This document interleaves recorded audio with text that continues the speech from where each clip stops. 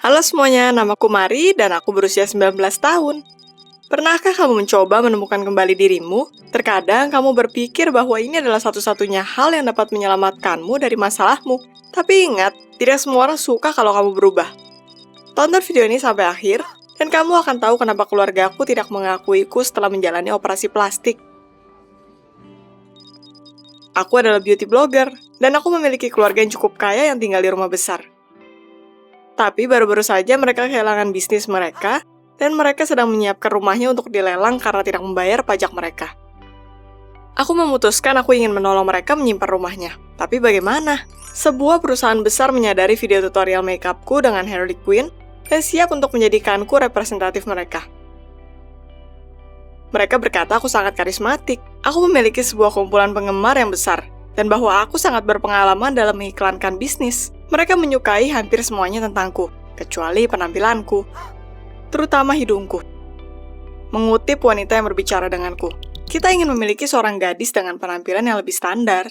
Lalu mengapa mereka mengirimiku penawaran kemitraan? Tapi aku tidak bingung, mereka mungkin sangat menyukaiku, jika mereka masih mau bekerja sama denganku.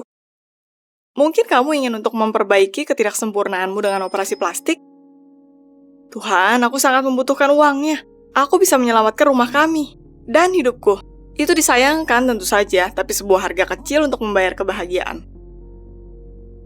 Apa kamu akan mengambil resiko untuk keluargamu, penampilan, uang, atau kehidupan pribadimu? Aku pikir aku melakukan semuanya dengan benar. Tapi aku mengalami masalah yang tidak terduga. Aku terlalu bersemangat ketika menyetujui operasi. Aku tidak berpikir bahwa tabunganku tidak akan cukup, bahkan untuk satu prosedur. Aku mencoba memikirkan jalan keluar dari situasi ini, tapi aku tidak dapat bekerja dalam kondisi ini. Jadi aku dengan enggan meminta bantuan orang tuaku. Dan tentu saja, mereka marah padaku. Itu bukan karena mereka menganggapku cantik, apa adanya. Orang tuaku umumnya mendukung karir kecantikanku. Tidak, itu bukan tentang cinta mereka padaku. Mereka melawannya karena, dan ini adalah di mana kamu akan tertawa. Mereka menganggap hidungku adalah warisan keluarga. Hidungku. Tentu saja. Aku mencoba meyakinkan mereka. Aku mengatakan bahwa itu akan membantu uang yang kita butuhkan. Jika tidak, kita tidak akan dapat menyelamatkan rumah kami. Dan pilihan tentang hidung dan rumahnya sudah jelas. Tapi ternyata hanya padaku, ayahku dengan tegas melarangku untuk mengubah penampilanku. Dan aku mengutip, menjaga harga diriku. Aku marah dan mengatakan bahwa harga diri harus disingkirkan. Tapi ibuku mengatakan secara terus terang bahwa aku harus melupakan keputusanku. Bahwa aku telah melakukan hal-hal bodoh dan mereka malu terhadapku di depan almarhum nenek kami. Dia tidak akan mengizinkanku menjalani operasi plastik. Itu adalah pukulan rendah. Aku mencintai nenekku dan menyebutnya menyakitiku. Aku menangis dan lari. Aku tahu orang tuaku salah dan dia akan bangga padaku. Tapi ibuku keras kepala dan tidak ada yang bisa mengubah pikirannya, bahkan air mataku. Aku tahu nenekku akan bangga denganku. Dia menjual perhiasan keluarga untuk menyelamatkan suaminya dan tanah dari kehancuran. Perhiasan! Aku melihat foto nenekku. Jika aku dapat menjualnya secara menguntungkan, aku dapat menggunakan uang ini untuk membayar operasi. Tapi aku tersiksa oleh keraguan. Apakah itu benar-benar layak dilakukan? Apakah aku benar-benar bersedia menjual sebagian dari ingatan kita dengan imbalan hidung baru? Aku tidak yakin. Tapi aku tidak punya pilihan lain. Aku harus menyelinap ke kamar orang tuaku ketika mereka tidur. Aku mengecek di sekitar laci dari meja rias dan segera menemukan apa yang aku cari.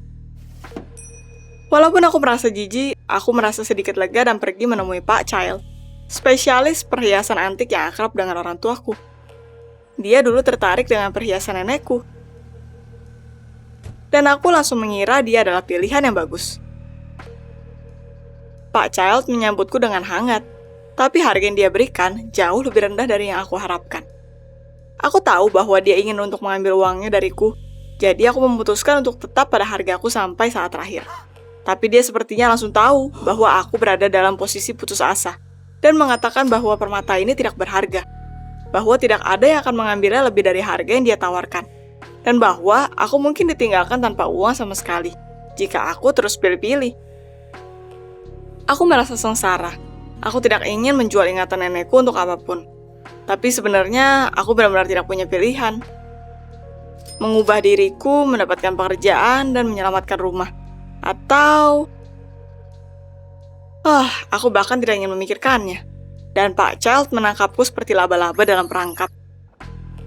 Tapi di sisi lain, aku memiliki uang. Dan aku akhirnya bisa melakukan pekerjaan hidung bodoh ini. Operasinya sangat buruk. Tidak, itu tidak sakit. Tapi tidak ada yang memperingatkanku bahwa aku harus berbaring diam berjam-jam. Dan berpikir. Bertanya-tanya jika aku melakukan hal yang benar. Pernahkah kamu meragukan keputusanmu ketika itu terlalu telat untuk merubah apapun? Itu sebuah perasaan menjijikan. Segera setelah operasi, ketika aku ingin menelepon orang tuaku, aku menerima telepon dari mereka. Ternyata penyita datang ke rumah kami untuk menginventarisir properti. Dan orang tuaku ingin melunasinya dengan perhiasan nenek. Tapi mereka tidak dapat menemukannya. Sial. Aku segera bergegas pulang. Ayah dan ibuku tidak bisa berkata-kata saat melihatku. Aku menjelaskan situasinya, mengatakan bahwa aku ingin menyelamatkan rumah. Tapi yang aku dengar sebagai jawaban adalah, "Keluar, ini bukan rumahmu lagi." Itu adalah rasa terima kasih mereka. Aku berharap mereka mengerti bahwa mereka juga ingin menyelamatkan rumah besar kami. Tapi tampaknya hidung bodohnya lebih berharga untuk mereka. Aku langsung mengepak barang dan pergi. Tapi kemana aku harus pergi? Pada teman-temanku. Awalnya aku pergi ke kantor perusahaan. Mereka memberiku senyum ketat selama beberapa jam dan membuat satu janji demi satu. Tapi pada akhirnya ternyata sampai periode pasca operasi selesai, mereka tidak tahu apakah mereka dapat bekerja denganku. Aku meninggalkan kantor dengan kesal dan panik. Sebelum itu aku yakin mereka akan memperkerjakanku, dan pada saat itu aku tidak. Lalu aku perlu mencari pekerjaan lain, dan sesuatu memberitahuku bahwa aku tidak akan mendapat banyak uang darinya. Aku pergi ke pusat perbelanjaan favoritku. Mungkin aku bisa melukis wajah anak-anak. Aku bisa, itu mudah. Tapi aku langsung kaget dengan bosnya. Aku tidak akan disewa untuk bekerja dengan klien. Karena wajahku setelah operasi hanya akan membuat takut semua orang, terutama anak-anak. Ya, itu tidak berfungsi. Tapi di sana ada pilihan lain. Aku meyakinkan mereka untuk mempekerjakanku sebagai seorang animator anak-anak dalam kostum dan makeup. Dan setelah itu aku mulai sibuk bekerja. Aku tidak memiliki hari libur dan aku tidur di belakang ruangan.